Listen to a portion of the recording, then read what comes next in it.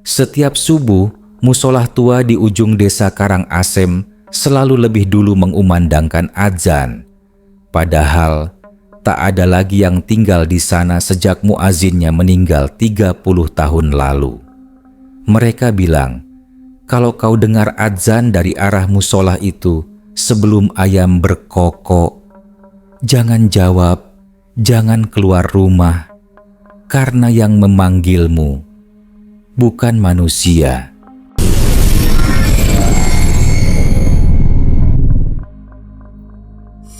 Angin dini hari selalu terasa dingin menusuk di desa Karangasem. Desa itu sunyi, seolah terisolasi dari dunia luar.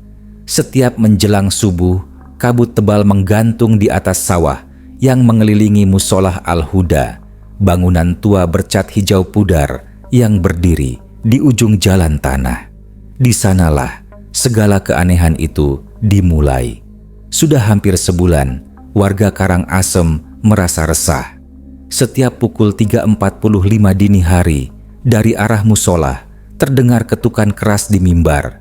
3 kali berturut-turut, tok, tok, tok. Lalu disusul dengan suara adzan lirih yang menggetarkan bulu kuduk. Suaranya serak, seperti keluar dari tenggorokan yang kering dan berdebu. Namun, anehnya, belum ada seorang pun yang datang ke musolah ada jam itu. Ustadz Samin, penjaga musolah sekaligus guru ngaji desa, awalnya mengira itu hanya suara angin. Tapi, suatu pagi, saat ia hendak menyalakan lampu musolah, lampu sudah menyala sendiri. Di atas sajadah di barisan depan, ada bekas kaki berlumpur, tapi bentuknya aneh, seperti kain kafan yang basah dan diseret dari luar. Warga mulai ketakutan. Bu Ratna, yang rumahnya paling dekat dengan musola, mengaku sering mendengar suara seseorang batuk lirih di dalam musola setiap menjelang subuh. Kadang disusul suara adzan samar-samar, tapi hanya sampai lafaz Allahu Akbar, Allahu Akbar, lalu berhenti mendadak seperti dicekik. Kalau bukan manusia, lalu siapa yang adzan? Tanya Arif, remaja yang sering membantu membersihkan musola setiap sore. Ustadz Samin mengusap janggutnya yang mulai memutih.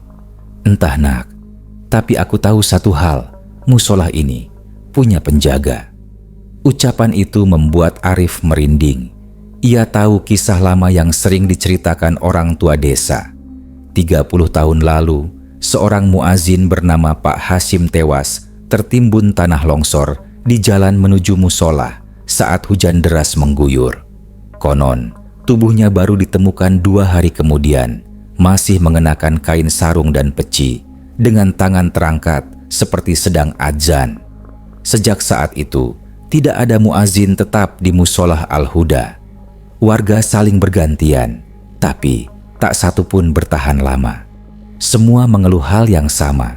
Setiap mereka hendak mengumandangkan adzan subuh, selalu ada suara lain yang menirukan dari luar jendela. Malam itu, angin bertiup lebih kencang dari biasanya. Arif tidak bisa tidur, pikirannya dipenuhi rasa penasaran. Dari kamarnya yang tak jauh dari musola, ia mendengar suara adzan pelan, begitu lirih namun jelas, seperti datang dari balik bumi. Ia menatap jam dinding, 3.46. Itu belum waktu subuh, gumamnya. Dengan hati berdebar, Arif menyingkap selimut dan berjalan pelan ke jendela. Dari celahnya, ia melihat cahaya lampu musola menyala terang. Di bawah cahaya itu, bayangan seseorang tampak berdiri di depan mimbar. Kaku, tak bergerak, tapi perlahan menoleh ke arah rumah Arif. Arif menahan napas. Bayangan itu seperti sosok manusia terbungkus kain putih yang panjangnya menjuntai hingga lantai. Tapi yang paling menyeramkan adalah gerakannya yang melompat pelan, seperti ditarik ke udara, lalu jatuh lagi. Suara adzan berhenti. Lalu terdengar suara berat berbisik, "Sudah bangun." Arif mundur dengan wajah pucat. Ia menutup jendela cepat-cepat dan menutup telinganya. Tapi dari luar, suara langkah berat itu makin dekat. Duk, duk, duk. seperti sesuatu yang melompat mendekati rumahnya. Ia memejamkan mata, berusaha berdoa, tapi lidahnya keluh. Detik berikutnya, ketukan keras terdengar di pintu rumahnya 3 kali. Tok, tok, tok.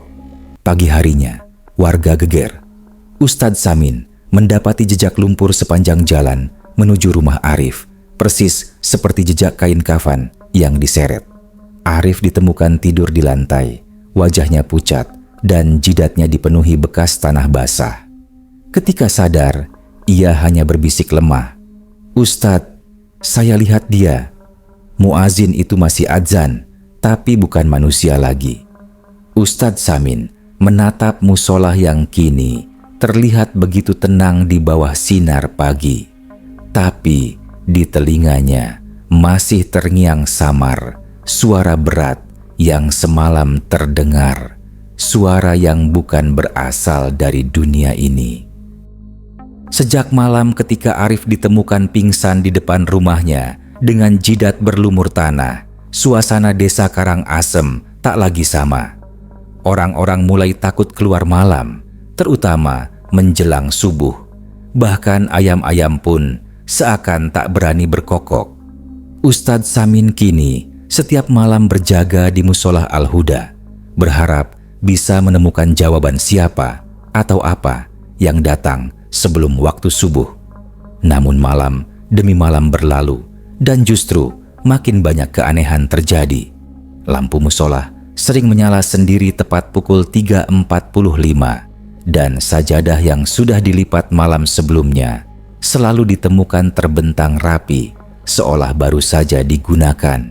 Bahkan kadang ada tanah basah menempel di ujungnya seperti bekas kaki yang baru selesai melangkah dari kuburan. "Ustadz, saya mau bantu jaga malam ini," ujar Arif.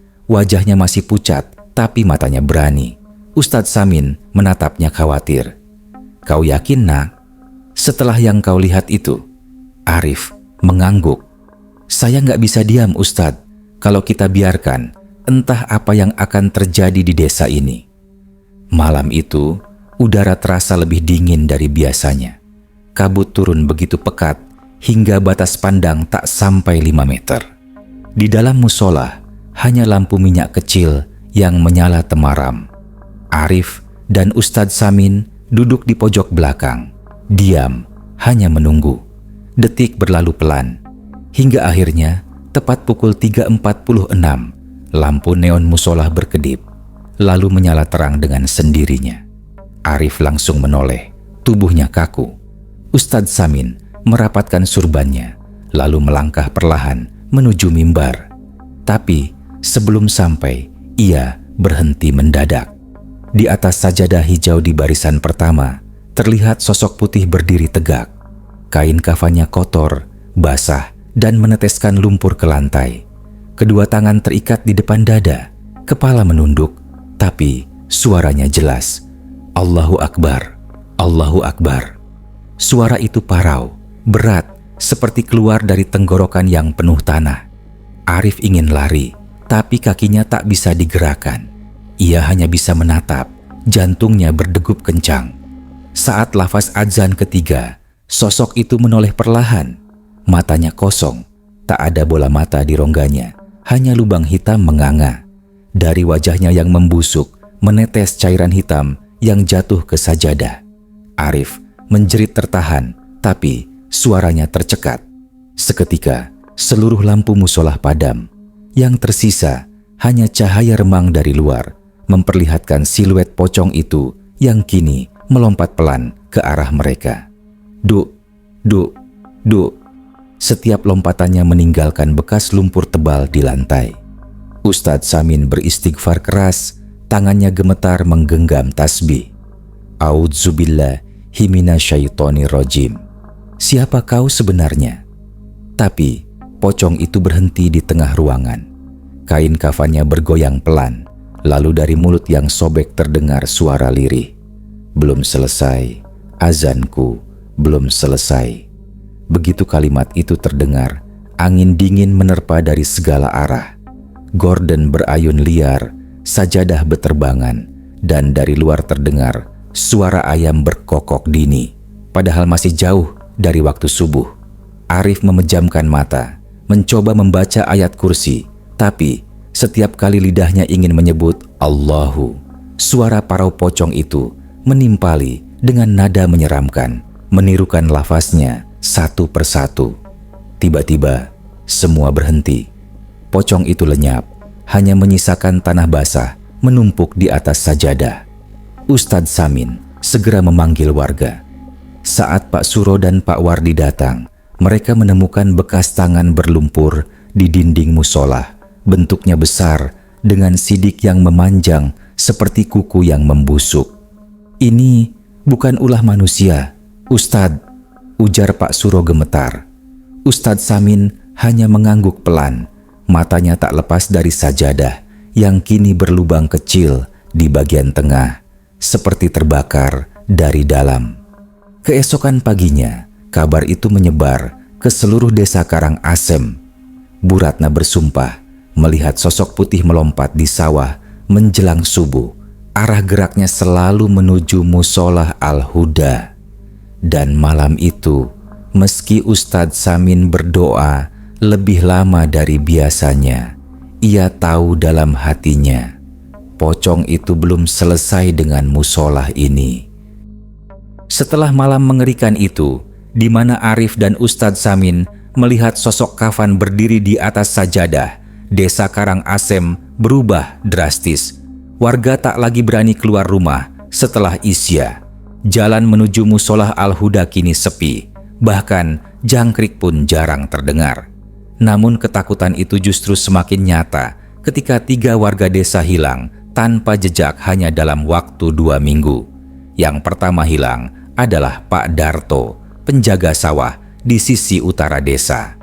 Pagi hari, istrinya menemukan cangkul dan sandal Pak Darto tertinggal di pematang sawah mengarah ke musola Al-Huda. Yang kedua adalah Reman, pemuda yang dikenal suka mabuk. Ia terakhir terlihat berjalan pulang malam-malam, mengumpat karena mendengar orang azan terlalu dini. Keesokan harinya, di depan rumahnya ditemukan tanah kuburan yang masih basah dan peci tua penuh lumpur. Peci yang dulu dikenakan Pak Hashim, muazin yang sudah mati puluhan tahun lalu. Warga mulai panik.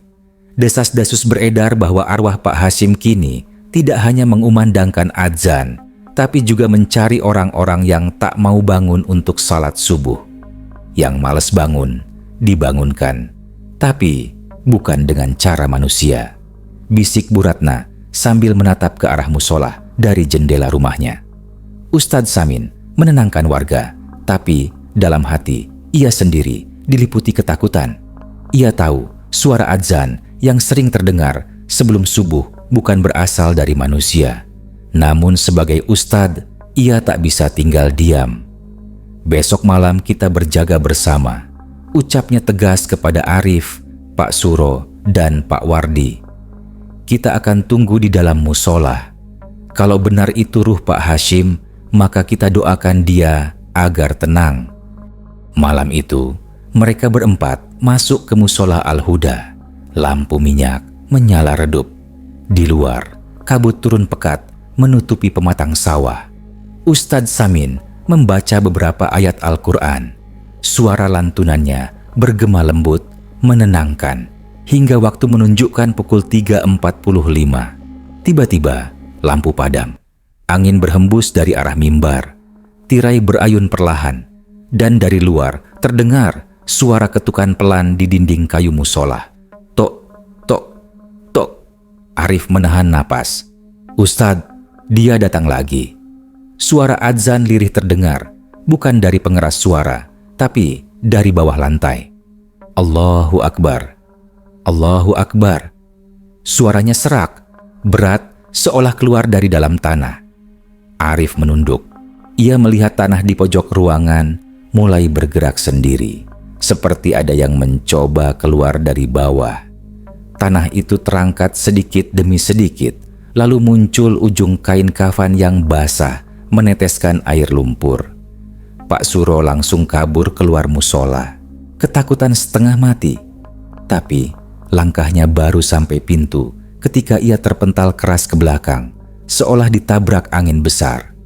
Tubuhnya tergeletak tak bergerak, matanya terbuka lebar. Ustadz Samin memeluk mushaf di dadanya. Ya Allah, lindungi kami. Kain kafan itu kini bangkit sepenuhnya. Sosok pocong itu berdiri tegak di depan mimbar. Kepalanya terkulai miring ke kanan, wajahnya membusuk, dan dari mulutnya keluar suara berat. Kenapa kalian ganggu azanku? Semua membeku. Pocong itu perlahan melompat ke arah Arif. Setiap lompatannya menimbulkan bunyi basah. Duk, duk, duk. Arif mundur sampai punggungnya menabrak dinding. Ia menatap wajah itu lebih dekat dan melihat peci lusuh bertuliskan Hashim di atas kafannya. Pak Hashim, gumam Arif ketakutan. Bapak sudah mati. Sosok itu berhenti, menatap Arif dengan lubang mata kosong. Belum selesai azanku. Suaranya serak, menggema ke seluruh ruangan. Ustadz Samin memberanikan diri melangkah maju. Kalau kau benar Hashim, kami akan doakan, tapi lepaskan desa ini. Namun pocong itu hanya menunduk pelan, lalu melompat menembus dinding belakang musola dan menghilang di balik kabut menuju arah kuburan lama. Ketika pagi datang, Pak Suro ditemukan tak bernyawa di tempat yang sama. Di tangannya tergenggam peci kotor penuh lumpur. Pak Wardi yang menolongnya bersumpah mendengar dari kejauhan suara azan yang diakhiri tangisan panjang. Sejak hari itu, warga yang tidak bangun untuk salat subuh sering mendengar ketukan 3 kali di pintu rumah mereka. Lalu esoknya, tanah di depan rumah selalu basah, seolah ada yang berdiri lama di sana. Ustadz Samin hanya bisa berdoa setiap malam. Tapi dalam hati ia tahu, pocong itu belum tenang. Ia masih ingin menyelesaikan azan yang terhenti 30 tahun lalu. Hujan turun deras malam itu. Petir menyambar bertubi-tubi di langit desa Karangasem, seolah mengiris kabut yang menggantung tebal. Arif tak bisa tidur. Sejak kematian Pak Suro, suasana desa makin mencekam. Banyak warga pindah sementara ke rumah kerabat di desa sebelah. Hanya beberapa yang bertahan, termasuk Ustadz Samin, Arif, dan Bu Ratna. Namun malam itu, sesuatu terasa berbeda. Dari kamarnya, Arif mendengar suara aneh, seperti tanah diseret dengan besi. Suara itu berasal dari arah belakang musola Al-Huda. Ia membuka jendela. Petir menyambar, menerangi pemandangan singkat. Sosok putih berdiri di kuburan belakang musola. Kain kafannya robek di bagian leher, meneteskan air hitam ke tanah. Dan tepat di depannya, tanah kubur Pak Hashim tergali setengah. Arif menjerit dan berlari ke rumah Ustadz Samin. Ustadz, kuburannya terbuka. Saya lihat dia. Ustadz Samin langsung mengambil senter dan payung. Bersama Arif dan Pak Wardi, mereka menuju ke belakang musola. Tanah di sana memang berantakan, basah, dan berlubang. Seolah ada yang menggali dari dalam, bukan dari atas. Dan di pinggir gundukan itu tergeletak peci hitam lusuh bertuliskan Hashim. Ya Allah, desah Ustadz Samin pelan. Kubur ini mulai terbuka sendiri. Tiba-tiba terdengar suara keras dari dalam lubang, seperti napas berat seseorang yang terengah. Lampu senter bergetar di tangan Arif. Ia menyorot ke lubang dan matanya membelalak. Ada jari tangan pucat yang muncul perlahan dari tanah, menggenggam rumput basah. Kemudian kepala muncul, terbungkus kafan, tapi separuh kainnya sudah hancur dimakan tanah. Dari dalam kafan itu, suara lirih parau terdengar. Allahu Akbar, Allahu Akbar. Pak Wardi langsung berteriak ketakutan dan mundur, tapi Ustadz Samin justru maju 1 langkah. Pak Hashim, teriaknya di tengah derasnya hujan. Kau sudah meninggal, lepaskan dirimu dari dunia ini. Namun pocong itu membuka sedikit wajahnya. Matanya kosong, lidahnya kaku keluar sebagian. Belum, Selesai, ucapnya dengan suara serak yang membuat darah siapapun bisa membeku. Petir menyambar lagi, menerangi sekeliling. Dan di saat itu, seluruh kuburan di belakang musola berguncang. Satu persatu, nisan tua bergerak, seperti ada sesuatu yang meronta dari dalam. Arif menjerit, "Ustadz, kuburan lain juga bergerak." Hujan semakin deras, tanah menjadi lumpur. Dari beberapa kuburan keluar asap putih tipis seperti kabut yang hidup. Bu Ratna yang datang tergopoh dari rumahnya menatap dari jauh sambil berteriak, "Jangan diganggu, itu tempat mereka. Kalian bangunkan semua yang sudah tidur." Namun terlambat. Pocong Pak Hashim kini berdiri tegak di atas kuburnya. Dari mulutnya keluar lafaz adzan yang tak sempurna, bercampur dengan erangan kesakitan. "Allahu Akbar, Allahu Akbar, asyhadu la ilaha." Setiap lafaznya membuat angin berputar di sekitar musola. Pohon bambu di tepi sawah bergesek menimbulkan suara seperti ratapan. Atap musola berderak dan dari dalam terdengar suara kayu mimbar diketuk 3 kali. Tok, tok, tok. Ustadz Samin menutup telinganya, menahan teriakan. Arif berusaha membaca ayat kursi, tapi suaranya tak keluar. Hujan berubah jadi badai, dan di tengah derasnya air, pocong itu perlahan melompat ke arah pintu musola, lalu menghilang ke dalamnya. Saat mereka memberanikan diri masuk, semua lantai musola penuh lumpur dan tanah basah. Di atas mimbar ada tulisan jari berlumpur yang membentuk kata subuh. Keesokan harinya, warga menemukan bekas lumpur segar di seluruh rumah mereka, terutama di depan pintu. Dan tepat pukul 3.45, suara adzan lirih terdengar dari arah musola. Kali ini lebih jelas, lebih nyaring, dan diakhiri dengan tangisan panjang. Sejak malam itu, warga desa Karang Asem percaya kubur Pak Hashim tak lagi bisa ditutup, dan musola itu kini dijaga oleh sesuatu yang tak boleh diganggu. Suara adzan itu kembali menggema di udara subuh desa Karang Asem, tapi kali ini lebih nyaring, lebih panjang, dan terdengar seperti tangisan orang sekarat. Allahu Akbar, Allahu Akbar. Suara itu memecah sunyi, membuat jantung siapapun yang mendengarnya berdetak tak karuan. Ustadz Samin berdiri di depan musola, menggenggam tasbihnya erat. Ia sudah 3 malam tidak tidur, selalu berjaga, karena sejak kubur Pak Hashim terbuka, hal-hal aneh semakin sering terjadi. Lampu musola kini sering menyala sendiri menjelang subuh. Sajadah tergulung sendiri, dan di atas mimbar selalu ada bekas lumpur baru, seolah seseorang berdiri di sana setiap malam. "Ustadz," suara Bu Ratna memanggil dari pagar. Wajahnya pucat pasi. "Tadi waktu saya bangun, saya lihat dari jendela ada yang berdiri di atap musola." Ustadz Samin menatapnya lekat-lekat. "Kau yakin?" "Saya tidak bohong." Sosoknya membungkuk. Kain kafannya robek di bagian dada, dan dia seperti menghadap ke arah kuburan. Ustadz Samin menarik napas panjang. Ia tahu malam ini tak bisa dibiarkan lagi. Ia memanggil Arif dan Pak Wardi. "Kita harus selesaikan ini malam ini juga." Sebelum subuh tiba, mereka bertiga bersiap, membawa lampu minyak, air yasin, dan doa-doa yang diajarkan dari pesantren lama. Tepat pukul 2.30 dini hari, mereka masuk ke musola. Udara di dalam begitu dingin, seperti masuk ke dalam peti es. Lantai musola basah dan licin oleh lumpur. Bau anyir menusuk hidung. Di bagian mimbar, terlihat bekas telapak kaki berlumpur yang mengarah ke mihrab dan berhenti di depan pengeras suara tua yang sudah berdebu. Arif gemetar. "Ustadz, seolah-olah dia adzan di sini ya?" Ustadz Samin tidak menjawab. Ia hanya menyalakan lampu minyak dan meletakkannya di depan mimbar.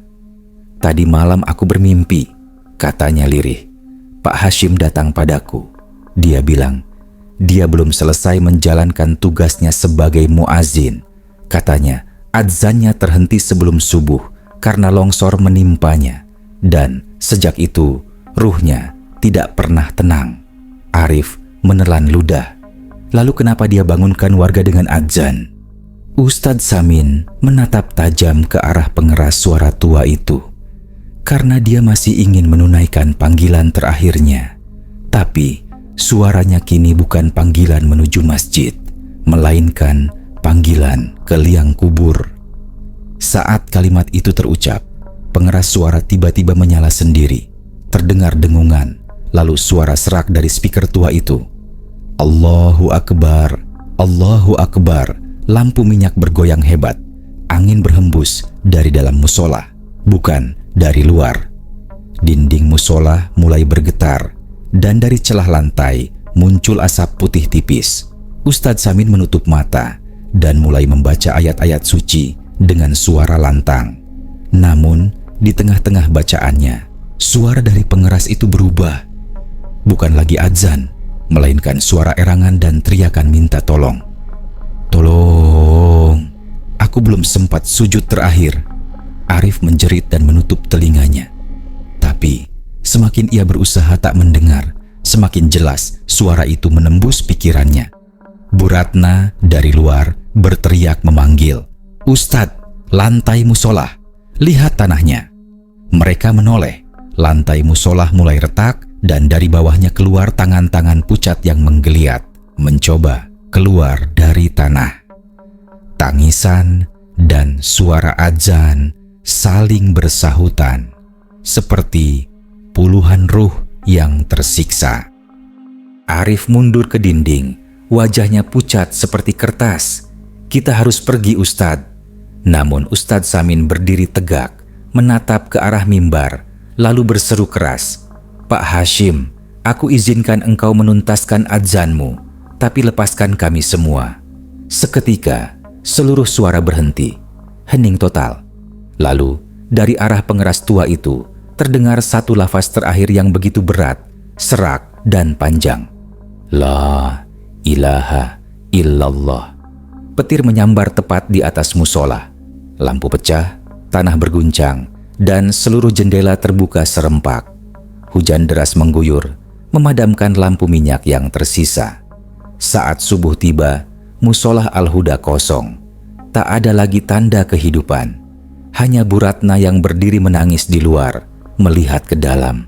Di atas mimbar, ada sajadah basah, tasbih kayu milik Ustadz Samin, dan suara adzan terakhir yang masih terngiang di pengeras tua itu. Allahu Akbar, Allahu Akbar, Asyhadu anna Muhammadar Rasulullah. Suara itu semakin lama, semakin pelan, lalu hilang bersamaan dengan munculnya matahari pagi di atas desa Karangasem. Namun warga bersumpah, setiap subuh berikutnya, dari musola itu masih terdengar suara lirih yang sama. Adzan dari orang yang tak lagi hidup. Subuh itu datang tanpa adzan. Untuk pertama kalinya, setelah puluhan malam berturut-turut, desa Karangasem sunyi.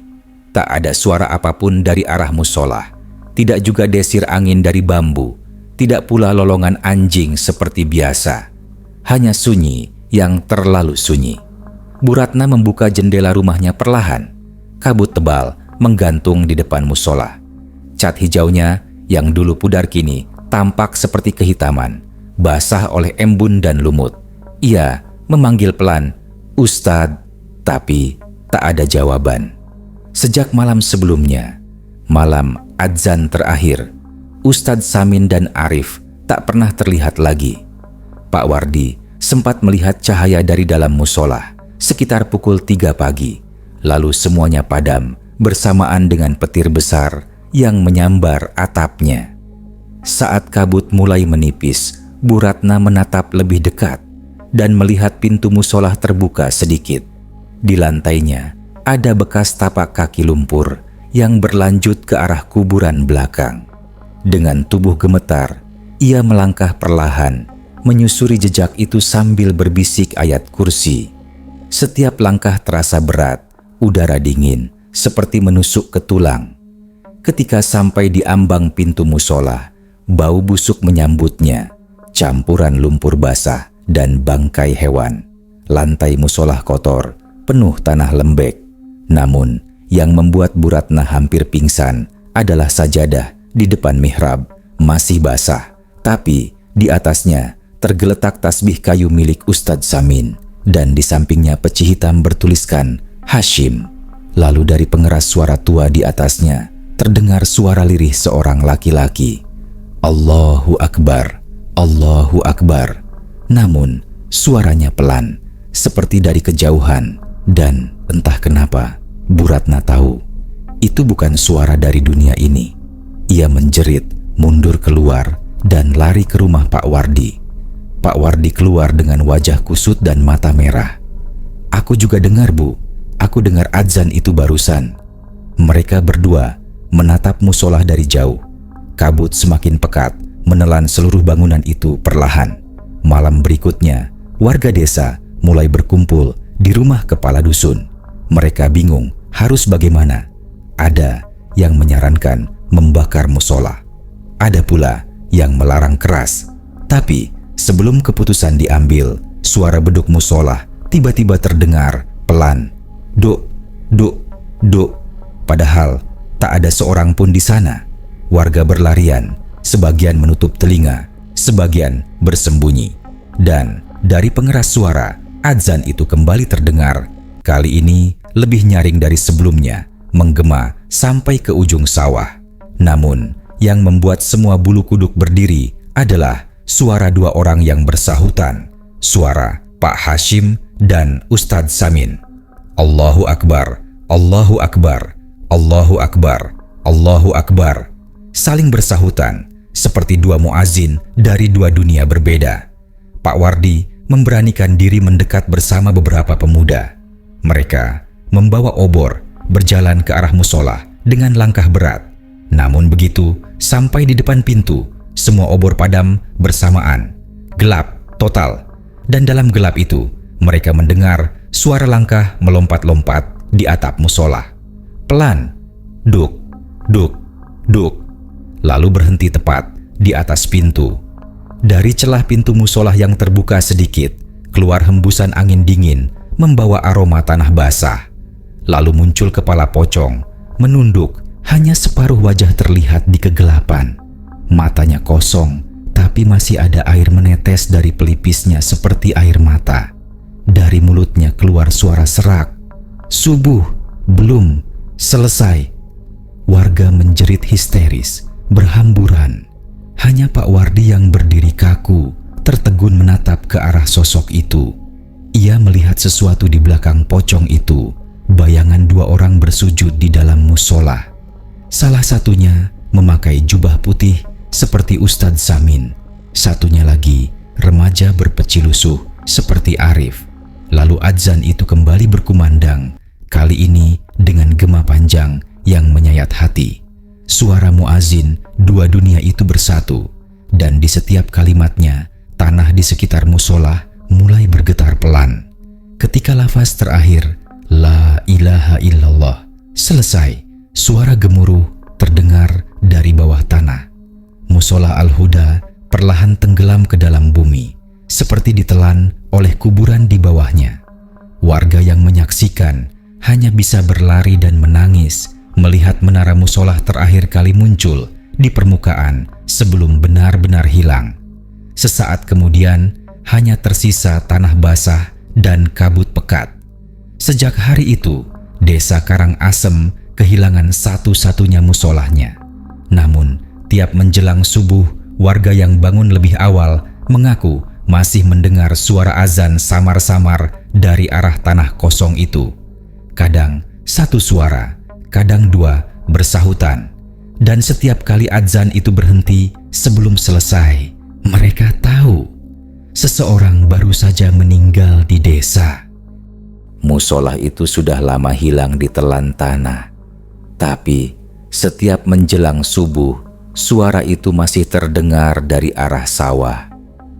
Kata warga, kalau kau dengar adzannya berhenti sebelum selesai, bersiaplah. karena seseorang di desa itu akan mati sebelum matahari terbit.